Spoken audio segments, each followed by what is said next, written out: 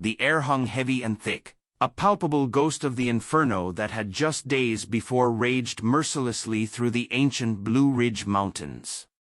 An acrid, metallic scent, a bitter cocktail of burnt pine needles, scorched earth, and smoldering char, clung to everything, invading the lungs with each breath. Eli Parker, his 32 years worn with a quiet weariness that belied his youth, trudged through the ash-covered forest floor, his sturdy boots leaving deep, transient imprints in the soft, gray powder that coated the once vibrant landscape. Just ahead, the broad, familiar shoulders of his father, Frank Parker, moved with a purposeful, unwavering rhythm. Frank's hands, gnarled and weathered by 70 years of life lived intertwined with these woods, occasionally reached out to touch a blackened tree trunk, his fingers tracing the patterns of devastation, assessing the damage with the practiced, almost mournful, eye of a man who had spent his entire existence immersed in the intimate language of the forest. "It'll come back," Frank stated, his voice a low, gravelly rumble, surprisingly devoid of despair, as if speaking to the trees themselves. He didn't turn around, simply continued his steady, methodical pace. "Always does." Eli nodded silently, though his father couldn't see the gesture. At his age, he still found himself responding to Frank with the unspoken understanding of a child, a silent language forged in shared experiences and unspoken thoughts. The forest had been more than just their home, it had been their sanctuary, their livelihood, the very bedrock of their existence, and the profound, enduring connection between them ever since Eli's mother, Sarah, had passed, a raw wound in their lives, 12 years ago.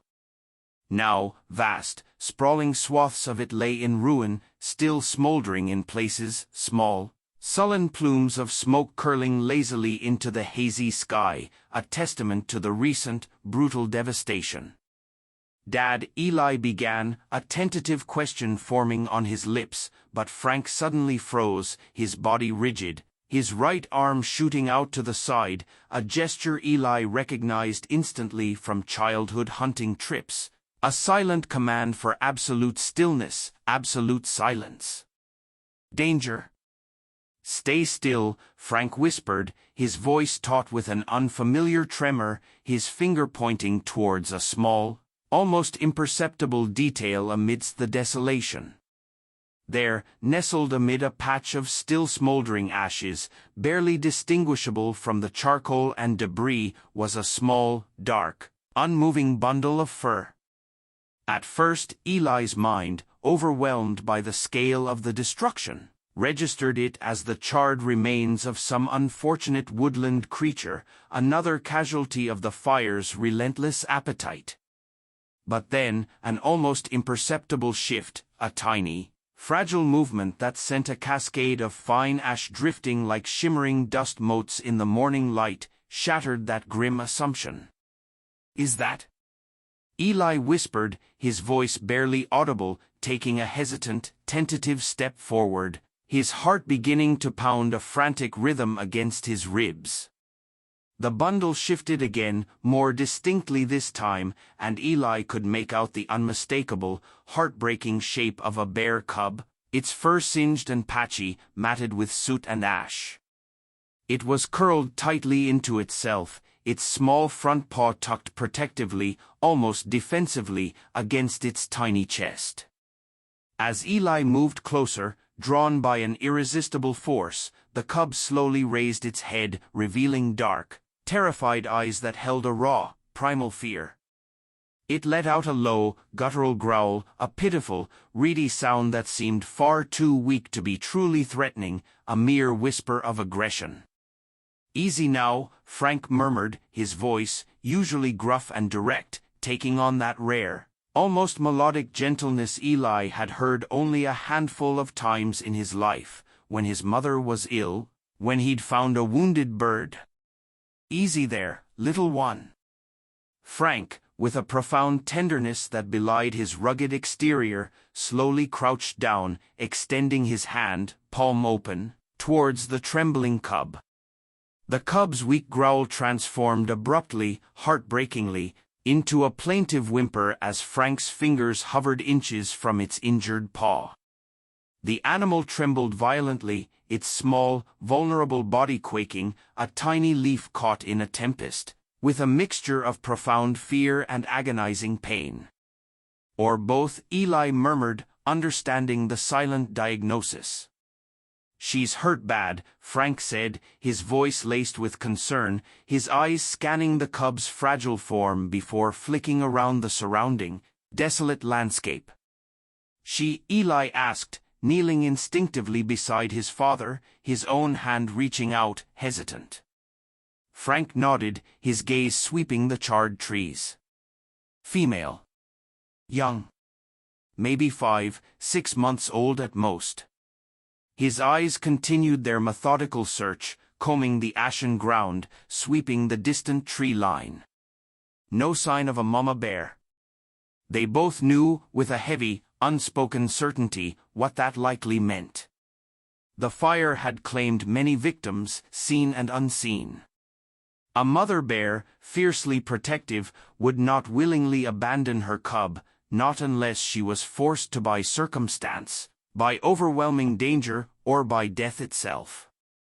"We can't leave her," Eli heard himself say, the words escaping before he could fully consider their profound implications, a sudden, fierce conviction rising within him. Frank sighed, a deep, weary sound, running a hand through his silver-streaked hair, his eyes filled with the grim reality of the situation. Wildlife rescue in Asheville is going to be overwhelmed right now. Everyone's bringing in injured critters. They won't have room for a cub this young, not with her injuries. Eli reached out slowly, his hand trembling slightly as it approached the cub. The small bear flinched, its body tensing, but this time, mercifully, it didn't growl. When his fingers finally made gentle contact with the cub's singed fur, something inexplicable shifted deep inside him. A recognition, a profound, undeniable connection, a silent commitment he couldn't articulate in words. He knew, with absolute certainty, in that very moment, that their lives, his and Frank's, had just irrevocably changed. "We'll call her Mabel," he said quietly, his voice a low, resolute murmur. Frank's grizzled eyebrows shot up, a rare flash of surprise in his weathered face. "We're not naming her. She's not a pet, Eli. You know better." But Eli, looking into his father's eyes, saw the subtle softening, the flicker of the same familiar look that had appeared years ago when an 8-year-old Eli had brought home a 3-legged fox kit, insisting, with fierce, childish conviction, that they could nurse it back to health. That fox, against all odds, had lived with them for nearly a year, a silent, limping shadow, before quietly disappearing back into the deeper forest one pristine spring morning. "Just until she's better," Eli countered, his voice gentle but firm, as he carefully slid his hands under the trembling cub. "Just until she can fend for herself." Mabel weighed less than Eli expected, her small body burning with fever, a raw heat against his chest as he carefully lifted her. She whimpered once, a fragile, high-pitched sound, so human in its raw pain that Frank winced, his stoic face momentarily betraying his discomfort. "This house is cramped enough to make breathing hard," Frank grumbled, his voice still gruff but now laced with a thread of resignation, as they began the slow, careful trek back towards their cabin. "And now we're adding a bear." But Eli knew his father well enough to recognize the deeper meaning behind the complaint. Frank Parker, for all his gruffness, his insistence on practicality, had never, in all his 70 years, been able to turn away from a creature in genuine need. The cabin sat nestled in a small, well-worn clearing, a modest 2-bedroom structure crafted from sturdy, aged logs, with a wide, welcoming porch that wrapped around 3 sides. It wasn't much, by city standards: weathered wood siding, a slightly sagging roof that Frank was always meaning to fix, and windows that rattled gently in the mountain winds. But it was home, a fortress of warmth and familiarity in the vast wild. As they approached, Mabel stirred in Eli's arms, her small nose twitching rapidly, taking in the unfamiliar sense of human habitation, her tiny body trembling with fatigue and residual fear. Inside, the cabin smelled of aged wood, brewing coffee, and the subtle, comforting scent of pipe tobacco that clung to Frank's worn armchair.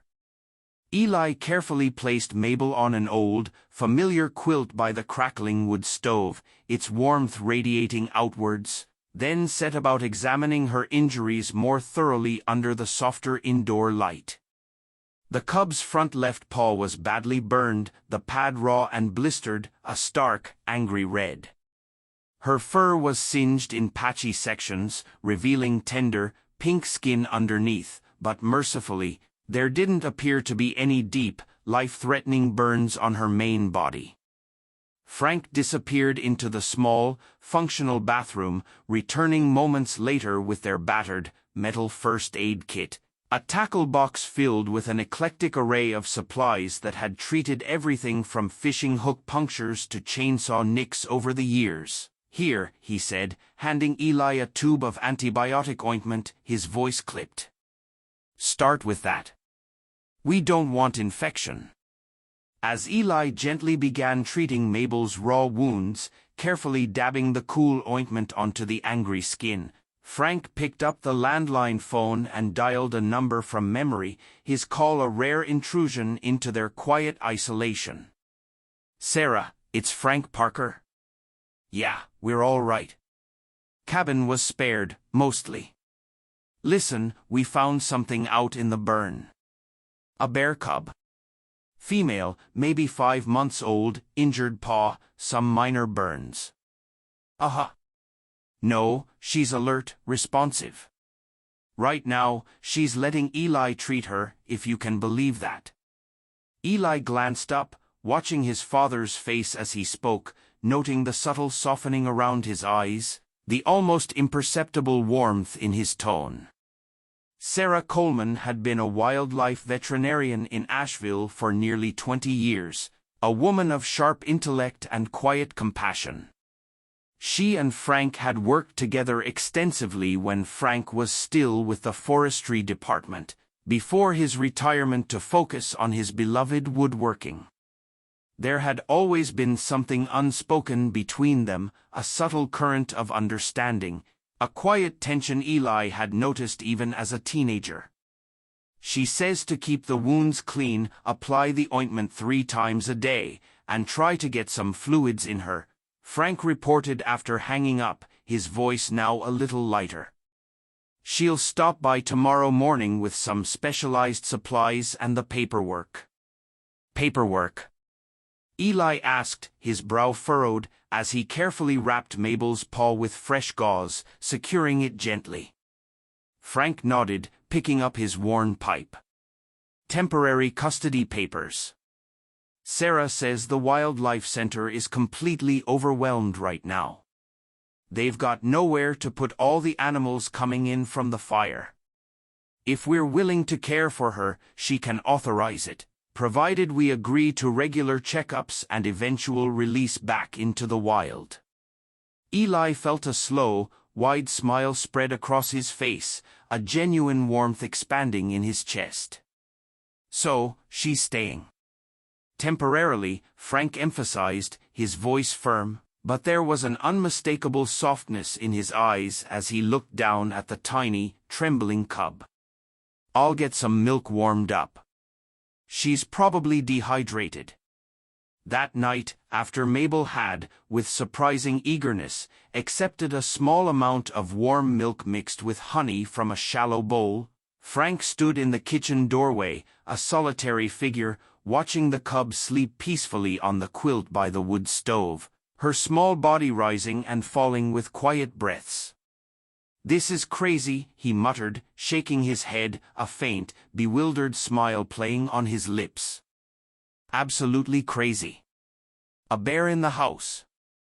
But an hour later, when Eli woke to the soft sizzle of cooking, he found his father in the kitchen, meticulously grilling a small piece of salmon. When Eli raised an eyebrow in question, Frank shrugged defensively, his gaze fixed on the cooking fish.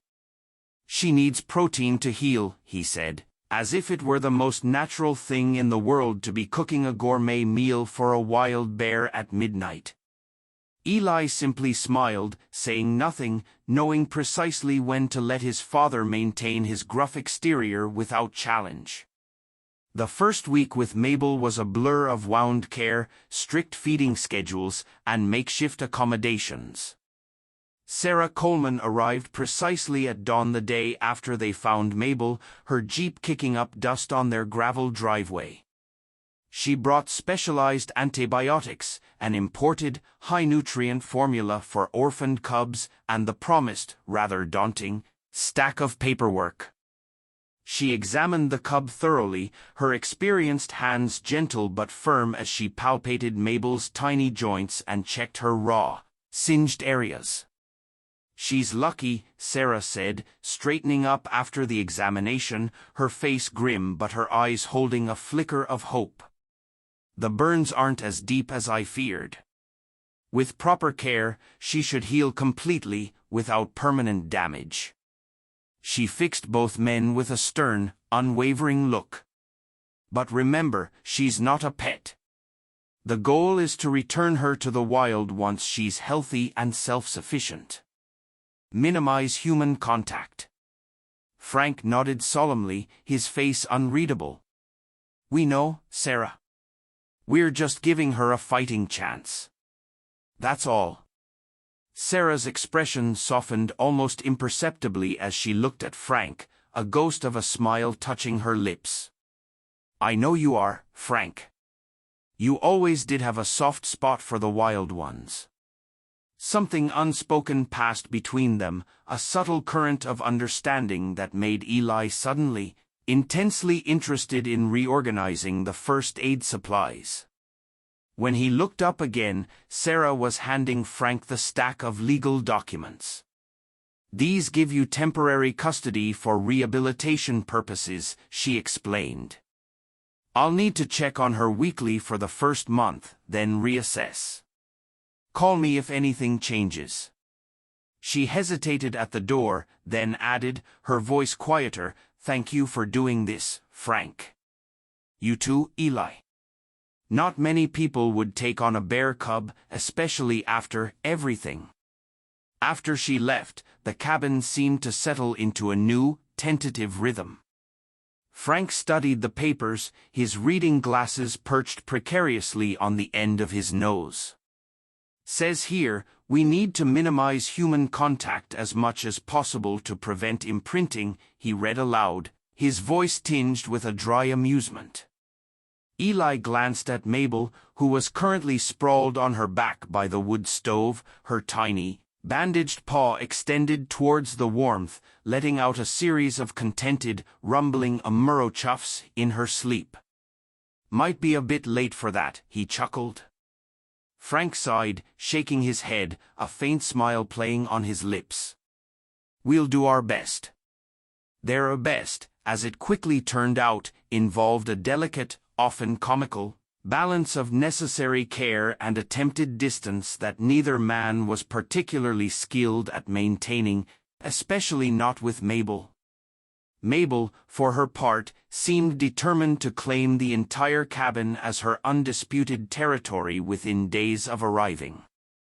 By the end of the second week, the terrified, injured ball of fur they'd rescued had transformed into a surprisingly agile, endlessly curious, and utterly vocal creature. Despite her injured paw, which was healing remarkably well under their diligent care, Mabel explored every nook and cranny of the cabin with relentless enthusiasm, each discovery accompanied by a new array of sounds. She discovered that the polished hardwood floor in the living room made an excellent sliding surface and developed an intricate morning routine that involved launching herself from the corner near the bookshelf, belly flopping onto the floor, and sliding dramatically across the room, invariably crashing with a soft thump into the refrigerator in the kitchen with her rump. The first time it happened, Frank nearly choked on his coffee, sputtering it into his mug. "What in God's name, Mabel?" he roared, half terror, half amusement. Mabel, apparently unfazed by her collision, stood up on her hind legs, swatted indignantly at the refrigerator door with her good paw, and let out a series of aggrieved woof. Humph. Growling, as if the appliance had personally offended her by getting in her way.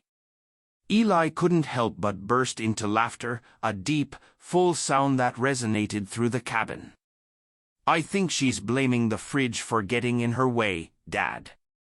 Frank shook his head, but Eli caught the wide, genuine smile tugging at the corners of his father's mouth.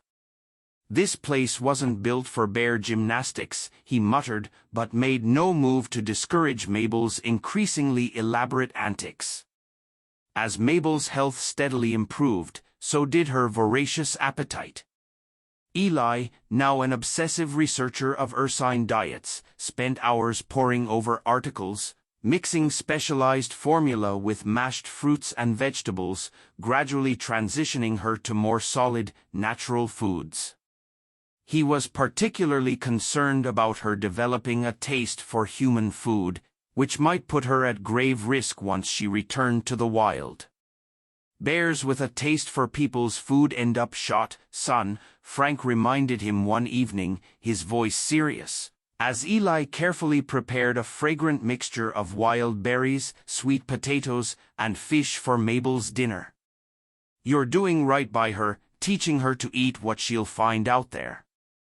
It was one of the rare moments when Frank openly acknowledged the profound significance of what they were doing, and Eli felt a quiet warmth spread through his chest, a comforting glow that had nothing to do with the gentle heat of the wood stove. Mabel's personality emerged more fully with each passing day. She was incredibly intelligent, observing their routines with a keen, almost human, interest, and incredibly stubborn when she wanted something, expressing her desires with insistent grunts and demanding chuffs.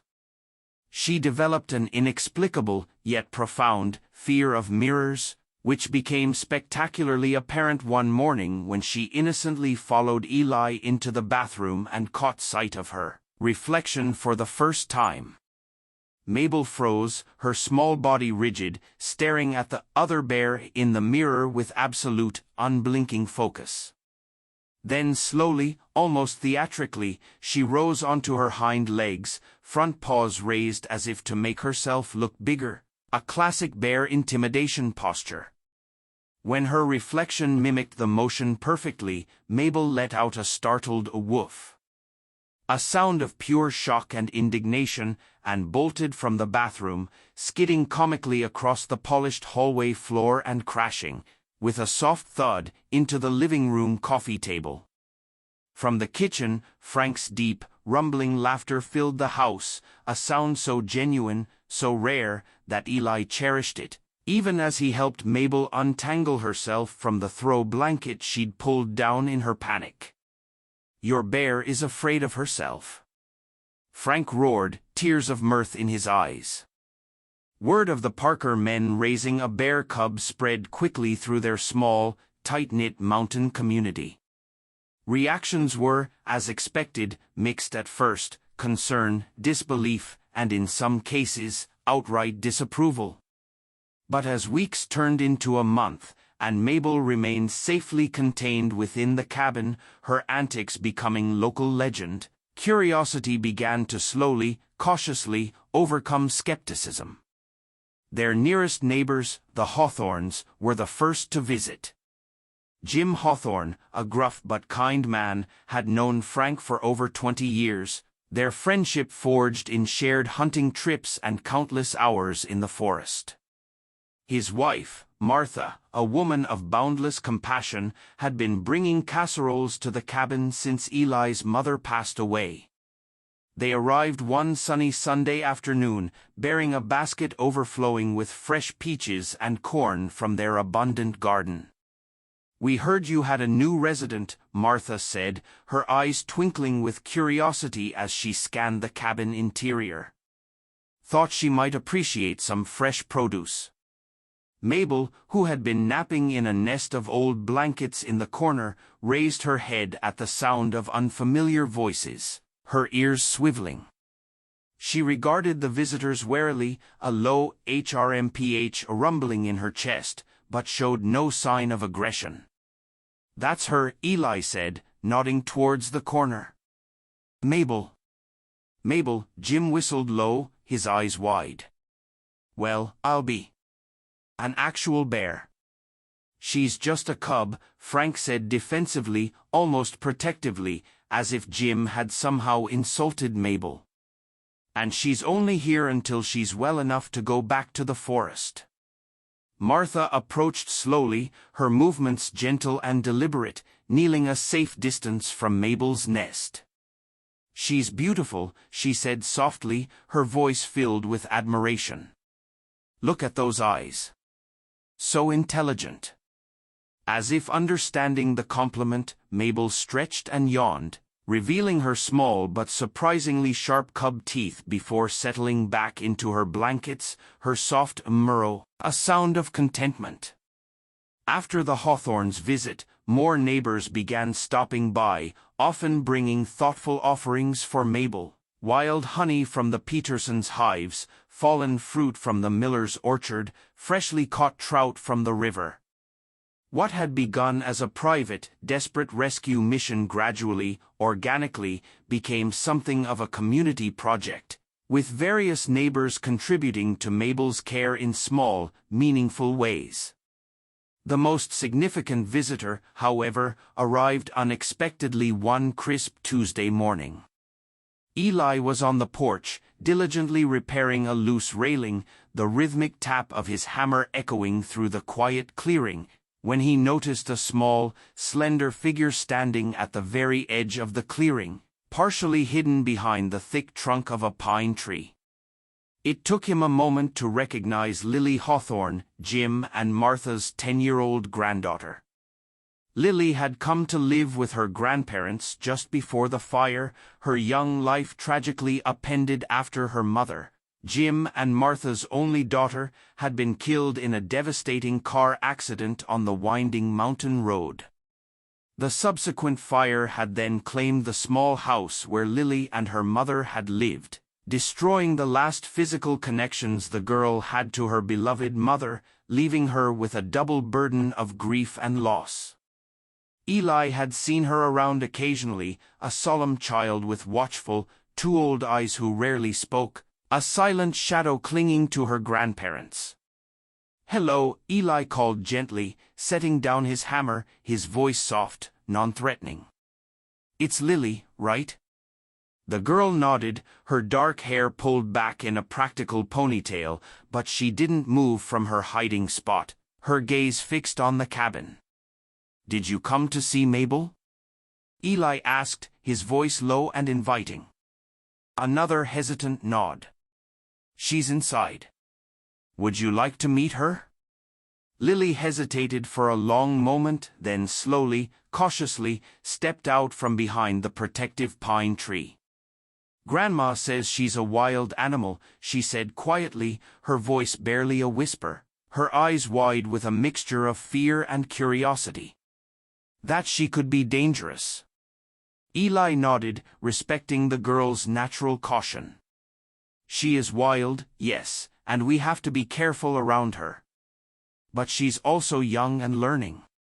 If you're gentle and calm, I think she'd be happy to meet you." Lily considered this, her brow furrowed in thought, then slowly approached the porch steps. "I won't hurt her," she promised solemnly, her small voice firm with conviction. "I know you won't," Eli said, offering his hand, a silent invitation, to help her up the steps. Inside, Mabel was engaged in one of her favorite, most disruptive activities, investigating the contents of the bookshelf, pulling out volumes with her good paw, sniffing them thoroughly with an intense concentration, often letting out a thoughtful HRMMM before moving on to the next. She turned at the soft sound of the door opening, cocking her head curiously at the sight of the small, still girl. "That's Mabel," Eli said unnecessarily, a warm smile touching his lips. "Mabel, this is Lily." Mabel approached cautiously, her nose working overtime as she took in the new scent, her small body low to the ground. Lily stood perfectly still, her small hands clasped tightly in front of her, her breath held, as the bear cub circled her, sniffing her shoes, her jeans, and finally reaching up with a gentle, tentative nudge to sniff her outstretched hands. "Can I touch her?" Lily whispered, her eyes wide with a fragile hope. "Very gently," Eli advised, his voice soft. "She's still healing in some places."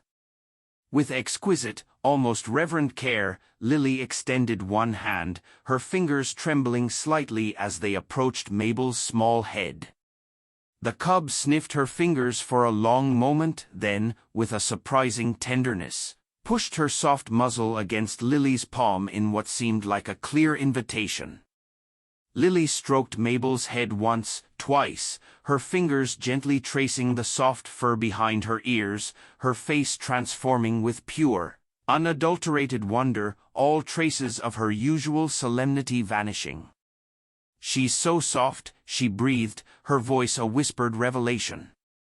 From that day on, Lily became a regular, cherished visitor to the cabin. She would arrive dutifully after school, knocking politely on the door, even though Frank had told her repeatedly that she was welcome anytime. She would sit quietly with Mabel for hours, sometimes reading aloud from the worn storybooks she brought, her young voice a gentle murmur in the quiet cabin, other times just sitting in companionable silence as the bear cub dozed contentedly beside her. On one particularly memorable afternoon, Eli returned from a supply run to find Lily lying on the living room floor, her head propped on a soft cushion, with Mabel stretched out beside her like an oversized, furry stuffed animal. The bear cub's muzzle was resting in Lily's lap, her eyes closed in profound contentment as Lily gently stroked her ears, her fingers carefully avoiding the sensitive, still healing patches.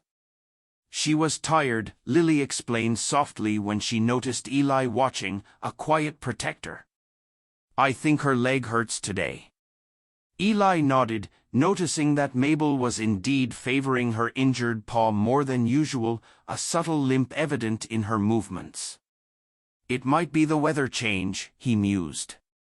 "Sarah said her joints will probably always be sensitive where she was burned, even after she's fully healed." Lily nodded seriously, her eyes distant.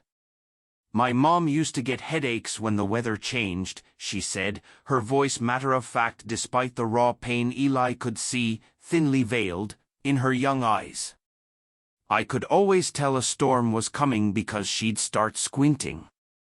It was the first time Lily had mentioned her mother directly, and Eli recognized the profound significance of the moment. A tiny crack in the girl's carefully constructed emotional wall.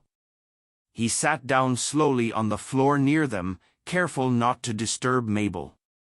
"My mom used to sing when it rained," he offered gently, sharing a piece of his own past.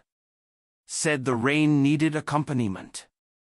Lily smiled slightly, a fleeting, tender expression. "That's nice."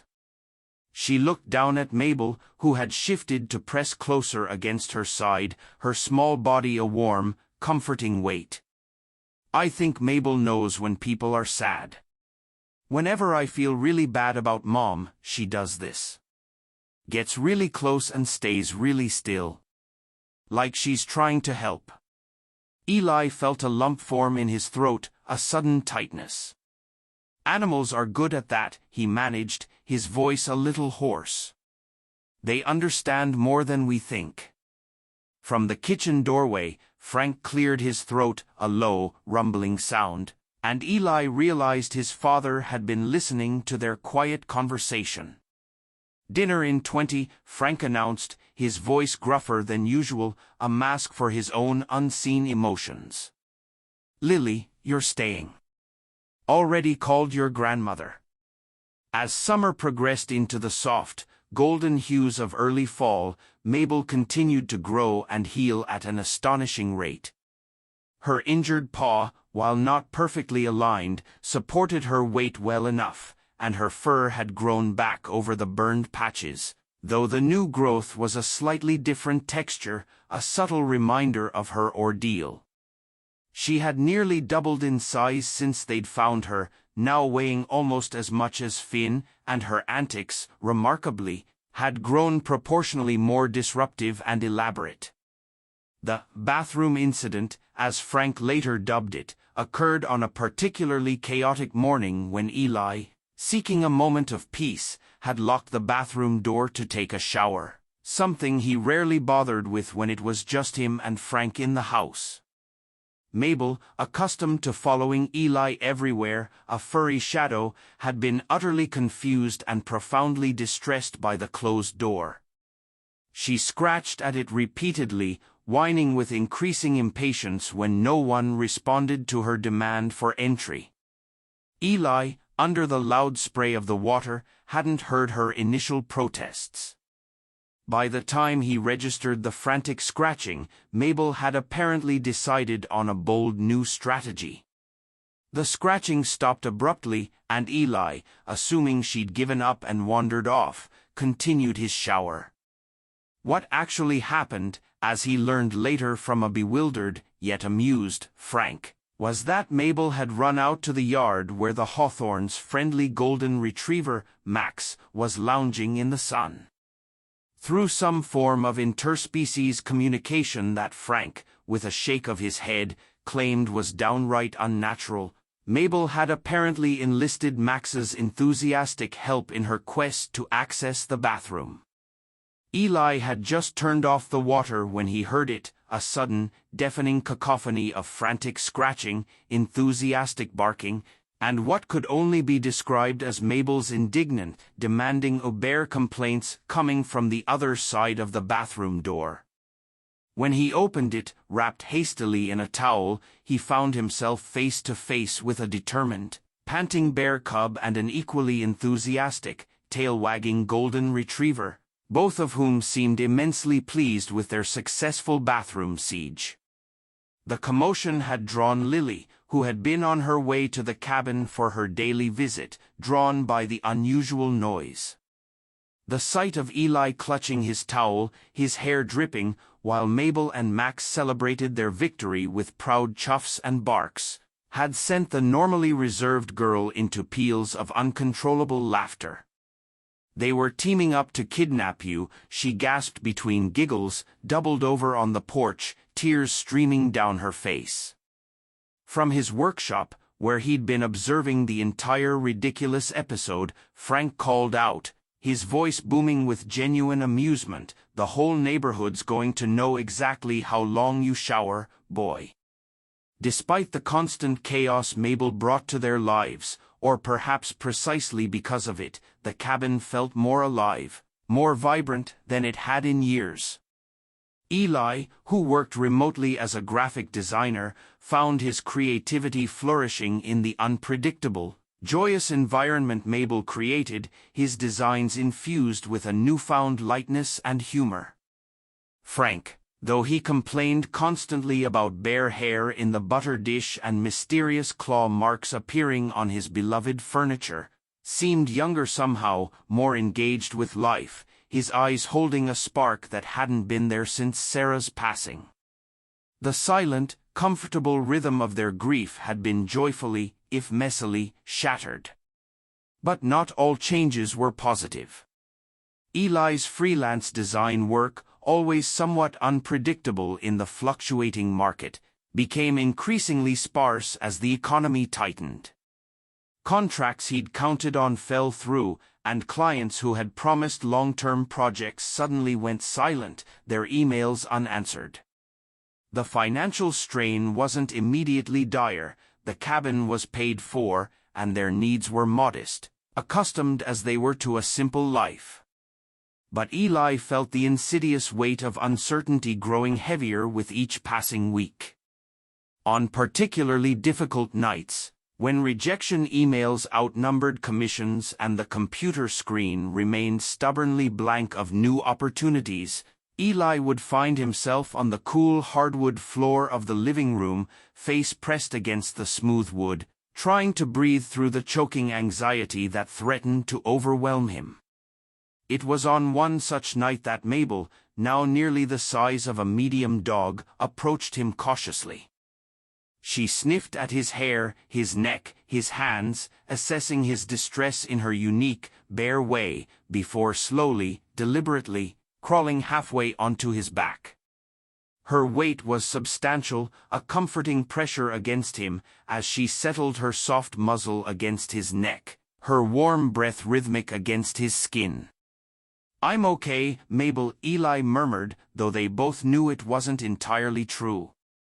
Mabel responded with a low rumble, not quite a growl, but a deep, vibrating purr, and he could feel through his chest a bear's version of profound comfort, a silent promise of solidarity. From the doorway, Frank watched silently, his presence unnoticed by Eli, before commenting, his voice softer than usual, "You and that bear are like two kids. If I didn't keep watch, this house would lose its roof in no time."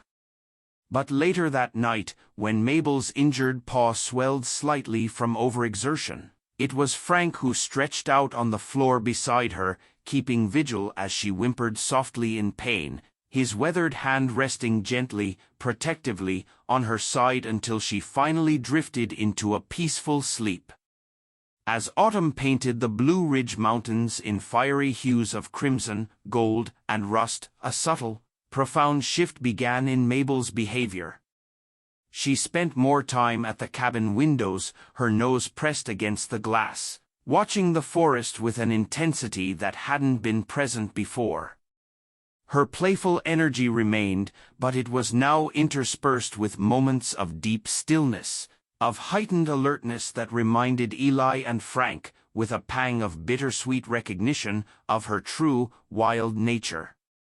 "She's hearing them," Frank said one evening, his voice low, as Mabel stood at the living room window, her large, rounded ears pricked forward, twitching, listening to sounds imperceptible to human ears.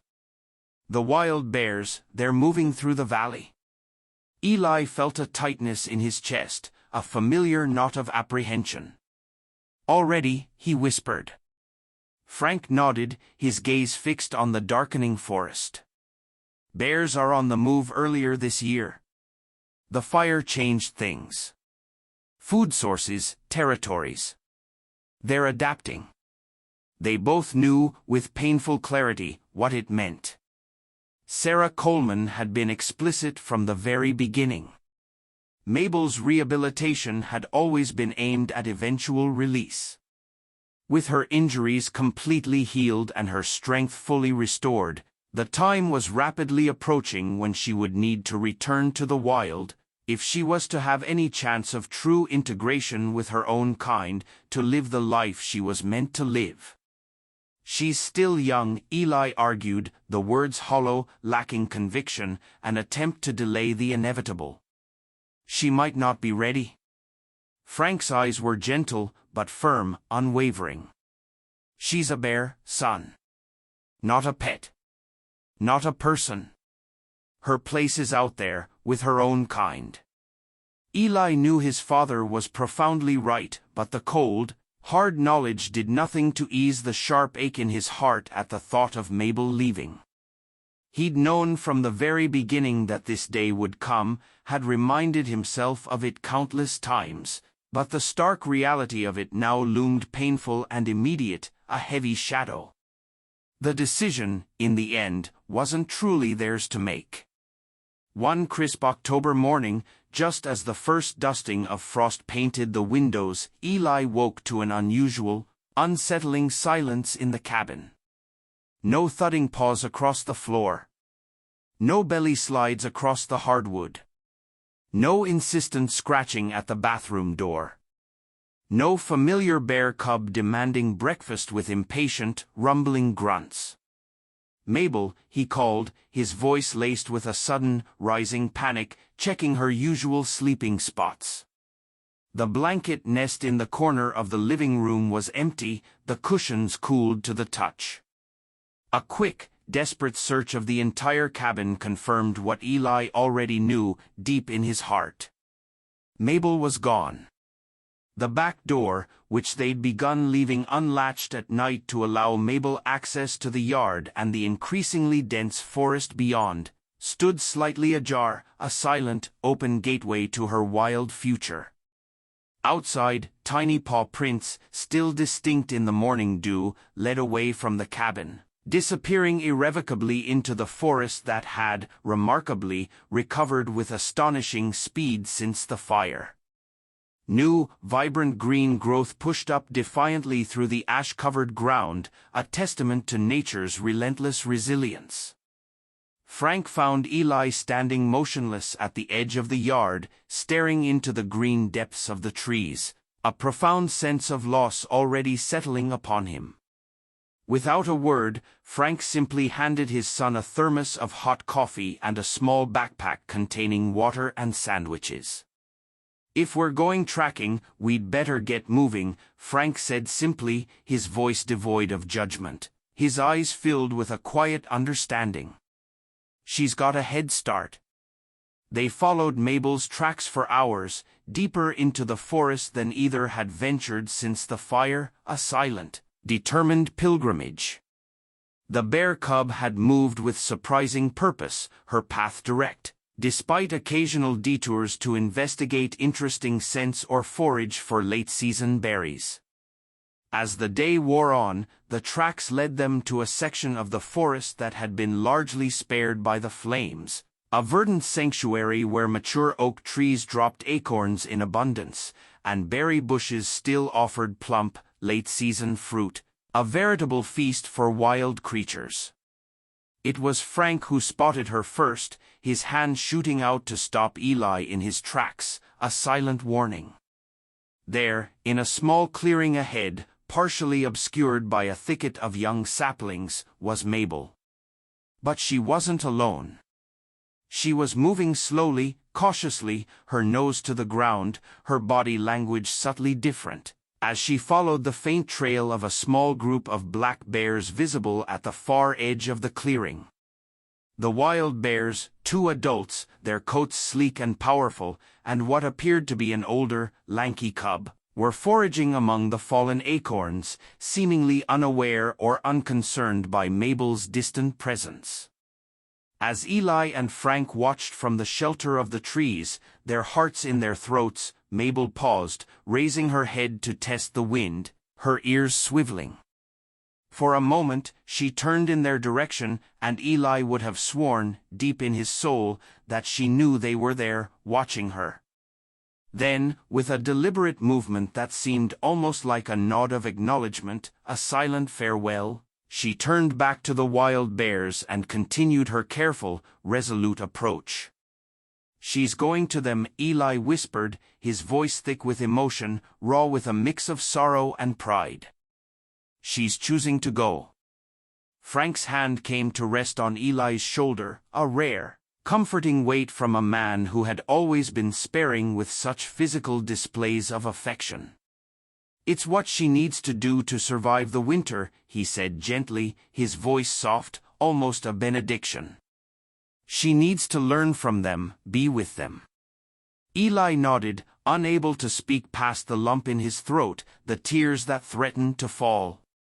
They watched in profound silence as Mabel continued her cautious journey toward the wild bears, her movements becoming more natural, more bear-like, more wild with each purposeful step she took away from human influence, away from the cabin, away from them.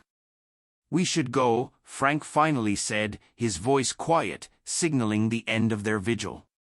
"Let her do this her way. She's found her family." The long walk back to the cabin was quiet, each man lost in his own thoughts, the weight of their experience settling over them.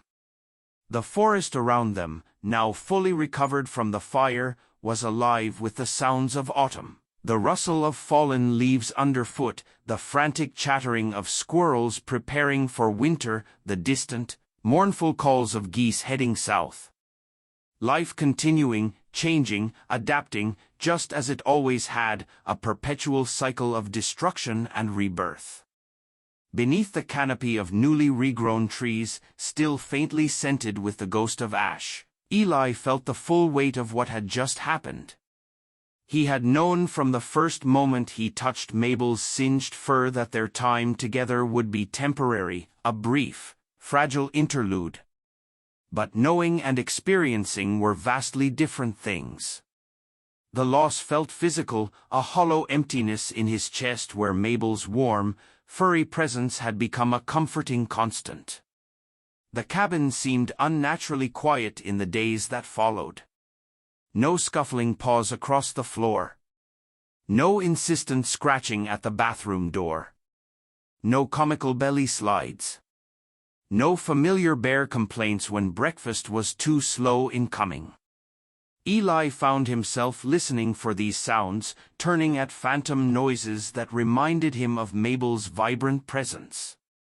Lily still visited, though less frequently now, her grandmother recognizing the need for the girl to slowly re-engage with her own life. Lily would sit on the porch with Eli, sometimes talking, sometimes just watching the forest in companionable silence, her gaze distant, thoughtful. "Do you think she's happy?" Lily asked one afternoon, her legs swinging beneath the porch chair, her voice soft. Eli considered the question carefully, looking out at the endless expanse of trees. "I think she's where she needs to be," he said finally. "And I think that probably makes her happy." "Yes." Lily nodded, accepting this answer with the quiet pragmatism of a child who had already learned that life doesn't always give you what you want, but sometimes gives you what you need. "I miss her," she said simply, a raw, honest admission. "But I'm glad she's free." The quiet wisdom in her words struck Eli deeply. Mabel was free, not just from the physical injuries that had brought her to them, but free to be what she truly was, a wild creature belonging wholly to the forest and to herself. November arrived, bringing with it the first dusting of snow on the mountain tops and a stillness that settled over the land like a comforting blanket. The cabin had regained its former rhythm. Frank in his workshop, crafting exquisite furniture that would be sold in Asheville galleries. Eli at his computer, immersed in design projects.